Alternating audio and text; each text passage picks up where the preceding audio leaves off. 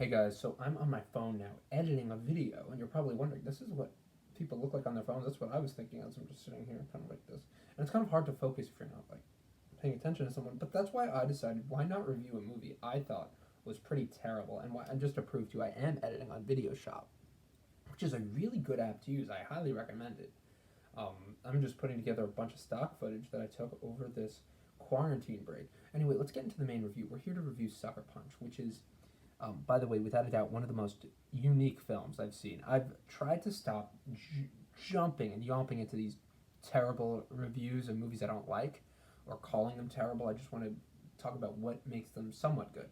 So, Sucker Punch. It is visually a stunner.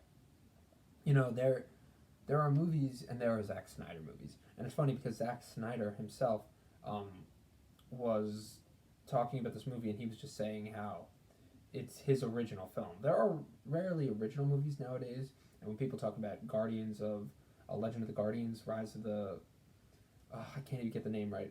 Owls of the Ga'Hoole, the Zack Snyder one. He's trying to take a kids movie and he's turning it into this epic fantasy for men. You know, gravitas. This is a movie about owls who like fucking I don't know live in the woods. I'm not sure. I've never seen the film, but from the looks of it, he's taking this children's book, Zack Snyder, turning it into owls. We're going to defend ourselves in the very epic and edgy and grungy legend of the Guardians.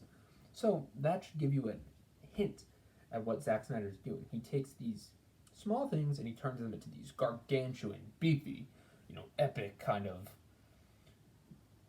just this representation of masculinity almost. And it might not just be masculinity. I'm just saying that because it looks like that. But in the case of Sucker Punch, it's a glitzy, very bright, like psychedelic show. It's about a girl who's an orphan and she is sent to go to this asylum for insane people where she pretends she's in a brothel because, that's how she gets by.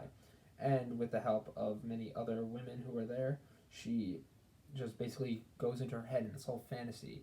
And there's John Hamm, and there's Scott Glenn in a really weird role as like a wizard who's also a war captain, who's also a sensei, who's also like a pilot. It's very weird. And it's just comprises of many different fantasies in this girl's head as she tries to, I think, escape from this facility where she's being held. And the movie just is very, very tedious. It takes forever to get to its ending. And once it actually ends, I had no idea what was going on. You might just think, well, because I watched it at 3 in the morning and I was like tired, but no, I had no idea what was happening. And I think that's also just because the movie flashes between dream and reality so quick. And it does have a really good setting and visual tone to differentiate the two worlds.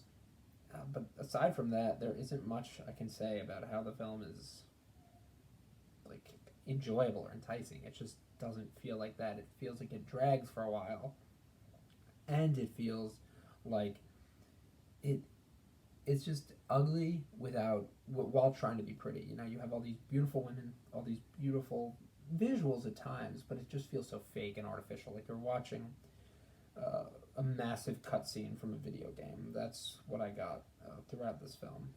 It was a very weird feeling. So with that, I'm going to say I hope you all see Sucker Punch. I hope you also all see my film when I'm done with it. It's going to take forever to edit this thing. But stay safe and stay watching those Snyder movies, kids.